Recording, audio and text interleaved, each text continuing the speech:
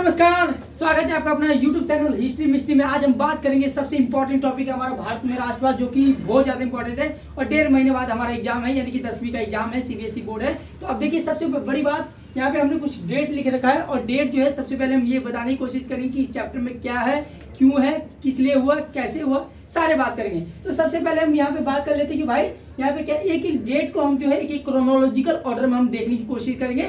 सबसे पहले हम ये बात कर लेते हैं राष्ट्रवाद क्या होता है। देखिए राष्ट्रवाद राष्ट्र का मतलब क्या होता है, देश, यानी कि कोई भी जो है राष्ट्रवाद का मतलब होता है कि अपने देश के प्रति जो भाई लगाव रखना, चाहे किसी के माध्यम से हो सकता है, तो वो प्रतीकी के माध्यम से हो, राष्ट्रगान के माध्यम से हो, राष्ट्रीय गीत के माध्यम से हो, राष्ट्रीय ध्वज के माध्यम से हो, या किसी स्वतंत्रता सेनानी के माध्यम से हो, कोई क्रांतिवीर के माध्यम से हो। ये सब राष्ट्र क्या है, राष्ट्रवाद की भावना होती है। अब देखिए राष्ट्रवाद की परिभाषा देगा, अगर एक डेफिनेशन दे तो क्या है राष्ट्रवाद की परिभाषा। तो राष्ट्रवाद एक ऐसी संकल्पना है या अवधारणा है जिसमें एक भौगोलिक देश में रहने वाले लोगों के बीच में जो है, ये समुदायों के बीच में जो है क्या है, अपनेपन की भावना हो, उसे हम क्या बोलेंगे, राष्ट्रवाद। वो किसी भी माध्यम से हो सकता है, सांस्कृतिक माध्यम से, तुम्हारा सामाजिक माध्यम से, और तुम्हारा आर्थिक माध्यम से, या तुम्हारा जो है राजनीतिक माध्यम से, किसी माध्यम से भी हो सकता है। उसको हम क्या कहेंगे, राष्ट्रवाद कहेंगे। ये थी अपनी डेफिनेशन ऑफ द नेशनलिज्म। अब हम थोड़ा सा बात करते हैं, पहला जो डेट है हमारा, पहला जो डेट है कौन सा है, 1857। कौन सा है, 1857। आपको सबको पता होगा कि 1857 में हमारा देश में जो पहला पूर्ण जो एक स्वतंत्रता संग्राम देखा गया था। क्यों हुआ था ये बताऊंगा अभी। कि देखिए इसमें क्या होता है, एक अफवाह फैल गया था कि क्या है कि गाय और सुअर की चर्बी जो है, इसमें जो है ब्रिटिशर जो है वो क्या कर रहा है, यूज किया जा रहा है राइफल्स में, एनफील्ड राइफल्स में। इसके कारण भी विद्रोह कहीं ना कहीं भड़का। इसमें मंगल पांडे का भी महत्वपूर्ण योगदान था। हम इसके विषय में पढ़ेंगे, जानेंगे क्यों हुआ, कैसे हुआ, इसके विषय में हम आगे जानेंगे। पहले हम डेट के बारे में जानने की कोशिश करते हैं।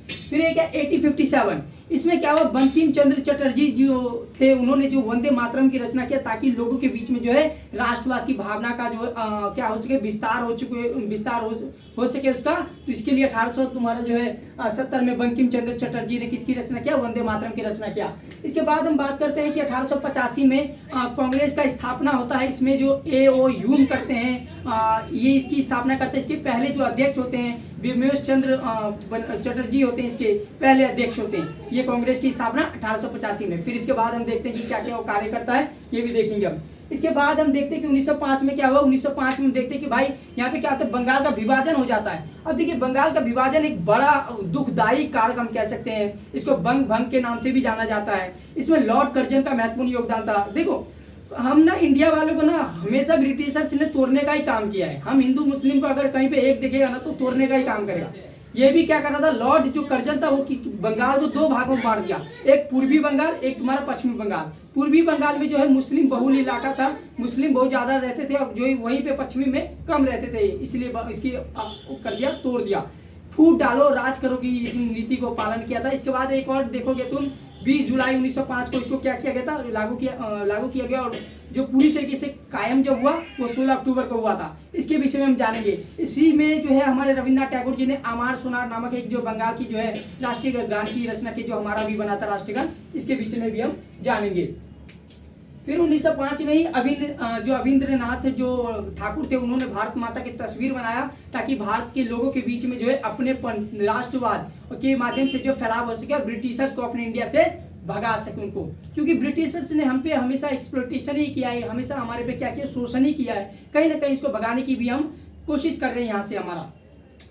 अब 1906 में क्या होता है, मुस्लिम लीग की जो है स्थापना होता है। देखिए मुस्लिम लीग की स्थापना अपने आप में बड़ा वो अहम योगदान है। अब यहाँ से भारत बंटना स्टार्ट हो जाएगा। जहाँ हम भारत की बात करते हैं, ये हमारा भारत है। अगर मैं भारत बनाऊंगा तो ये अपना भारत है। ये एक क्या है, ये अपना जो है ये भारत कुछ और ही बन गया, कोई बात नहीं। ये अपना भारत जो एक अखंड भारत था, इसको कैसे तोड़ दिया गया, इसके विषय में हम जानेंगे। ये मुस्लिम लीग की स्थापना होता है, इसको आगा खां और सलीमुल्लाह खां इसकी स्थापना करते हैं। फिर इसके बाद हम देखते हैं कांग्रेस का विभाजन हो जाता है 1907 में। हम देखते हैं किस प्रकार कांग्रेस का विभाजन होता है, नरम दल में, गरम दल में। इसमें तुम्हारा दादा भाई नौरोजी रहा, फिरोज शाह मेहता रहा, या जो नरम दल के थे वो भी जो इसमें थे। तो इसकी बात हम करेंगे, इसको भी हम अच्छे से डिटेल में पढ़ेंगे। इसके बाद हमारा दिल्ली दरबार की बात करते हैं। 1911 में यहाँ पे जॉर्ज पंचम, उनकी जो पत्नी थी वाइफ मैरी, और जो लॉर्ड क्रू जो था भारत सचिव, वो आए थे भारत में। और इसके बाद जो है उन्होंने क्या किया, दिल्ली से जो कोलकाता का जो राजधानी था पहले, फिर दिल्ली ट्रांसफर किया गया। फिर यहाँ बंगाल विभाजन का जो मसला था, मसौदा था, वो भी खत्म किया गया। इसके विषय में भी हम बात करेंगे, दरबार लगाया गया था, इसके विषय में हम जानेंगे, इसके विषय में डिटेल में पढ़ेंगे अपन। इसके बाद कहते हैं प्रथम विश्व युद्ध। आपको पता होगा कि प्रथम विश्व युद्ध शुरुआत होता है 1914 से लेकर 1918 तक, 1914 से चलता है, 1918 में खत्म होता है। तो इसके विषय में पढ़ेंगे, क्या उस समय पे सिचुएशन क्रिएट हुआ। इसी समय में अगर देखोगे तो तुम्हारा जो महात्मा गांधी को जो है सार्जेंट कहा जाता है। क्यों, ये इसमें जो है सिपाहियों को भर्ती किया जाता है लड़ने के लिए ब्रिटिशर्स के माध्यम से, ये हम कहेंगे ब्रिटिशर्स के माध्यम से लड़ने की बात करता है। तो इसमें भी हम पढ़ेंगे क्या 1914 से लेकर 1918 का जो एक प्रथम विश्व युद्ध था, क्या इसमें भारत में क्या योगदान दिया, क्या भारत पे प्रभाव पड़े, आर्थिक, सामाजिक, राजनीतिक क्या पड़ा, इसके विषय में भी हम जानेंगे। एक एक टॉपिक को हम क्लियर करेंगे। 1915 बड़ा इंपॉर्टेंट है। क्यों, इस समय महात्मा गांधी अब दक्षिण अफ्रीका से जो है यहाँ पे आ चुके हैं। कहाँ पे, इंडिया में आ चुके हैं। अब यहाँ पे इंडिया में क्या रोल निभाएंगे, क्या करेंगे, ये भी अपने लिए इंपॉर्टेंट है। हम देखते हैं कि भाई इंडिया में जैसे आते हैं, इनके गुरु जो होते हैं रामकृष्ण गोखले, वो क्या इनको जो बहुत सारा एडवाइस देता है कि भाई ये करो, एक साल तुम भारत का यात्रा करो, जानो कि भारत क्या है, भारत में कौन लोग रहते हैं, क्या है, कहाँ है, किस लिए है, इसके विषय में जानो, ये भी बात करते हैं। इसके पर लौटना हो गया। इसके बाद हम बात करेंगे, इन्होंने बहुत सारे आंदोलन किए, चाहे उसके विषय में हम एक एक करके बात करेंगे। अभी हम बात करेंगे, ठीक है। 1917 में चंपारण आंदोलन बहुत ज्यादा इंपॉर्टेंट है। चंपारण आंदोलन ध्यान रखिएगा, भारत में पहली बार यहीं पे सत्याग्रह का प्रयोग किया गया था। इसमें राजकुमार शुक्ल जो था, इनके कहने पे वो चंपारण गए थे, और उन्होंने जो वहाँ पे नील खेती का जो है, नील खेती के लिए जो उनका क्या किया जा रहा था, शोषण किया जा रहा था, बगानी व्यवस्था शोषण किया जा रहा था, ये अंग्रेजों के द्वारा। तो उन्होंने यहाँ पे एक आंदोलन चलाया, मूवमेंट चलाया, और इसे चंपारण आंदोलन के नाम से जाना गया। इसके विषय में भी हम डिटेल से बात करेंगे। इसके बाद जो हमारा आता है सबसे इंपॉर्टेंट, खेरा आंदोलन। देखिए खेरा आंदोलन क्या है। अब किसानों के बारे में बात करें तो उन्होंने कहा था, महात्मा गांधी ने कहा कि भाई ऐसा है, कर नहीं देना ब्रिटिशर्स को। क्यों भाई, फसल खराब हो गया, अकाल पड़ रहे, महामारी आ रहे, कहाँ से देंगे भाई, हम कर नहीं देंगे। यहाँ पे बोला कर नहीं, तो कर नहीं दिया इन्होंने, मतलब कर नहीं देने के एक आंदोलन चलाया, वो खेरा आंदोलन था, इंपॉर्टेंट है, ठीक है अपने पास। तो कर नहीं आंदोलन था ये। इसके बाद 1918 में ही अहमदाबाद मिल मजदूर का, इसमें क्या होता भाई, इसमें जो मिल मजदूर जो थे, एक प्लेग जो महामारी इंडिया में आया हुआ था, इसके बाद जो है वहाँ का बोनस नहीं देते। जो गुजरात में मिल मजदूर का जो मालिक था, अंबालाल सारे भाई जो था, वो वहाँ के मिल मजदूरों को जो बोनस नहीं दे रहे थे, सैलरी नहीं बढ़ा रहे थे, इसके लिए यहाँ पे इन्होंने आंदोलन किया था, भूख हड़ताल भी किया था, यही ध्यान रखिएगा।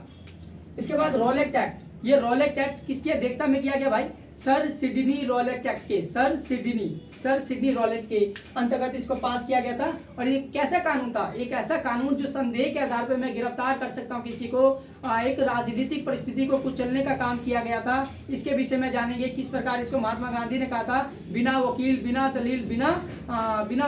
दलील की बात किया गया था, अर्थात इसे काला कानून कहा गया, ठीक है। 2 साल के लिए इसमें जेल में डाल दिया जाता था, मुकदमा बिना चलाए हुए।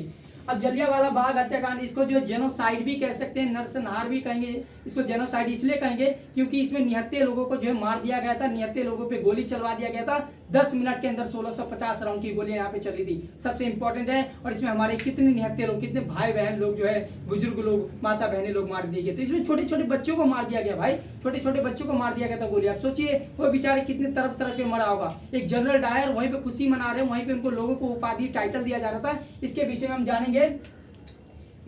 जानेंगे डिटेल से। 13 अप्रैल 1919 को हुआ था। 1919 में खिलाफत आंदोलन, इसको 2 भाइयों ने शुरुआत किया था, शौकत अली और मोहम्मद अली ने। ये बेसिकली तुर्क जो हार गया था प्रथम विश्व युद्ध में, जब तुर्क हार गया था, तो उसको जो है वहाँ का जो शासक था, उस शासक के खिलाफ जो है, मतलब वहाँ सुल्तान जो था उसका बुरी तरह से जो है क्या किया गया, बेइज्जती किया गया था। तो इसका बदला लेने के लिए वहाँ पे क्या किया गया, शौकत अली और मोहम्मद अली ने यहाँ पे आंदोलन चलाया था, ठीक है ना। अब इसकी बात हम करते हैं, ये वाला हो गया अपना।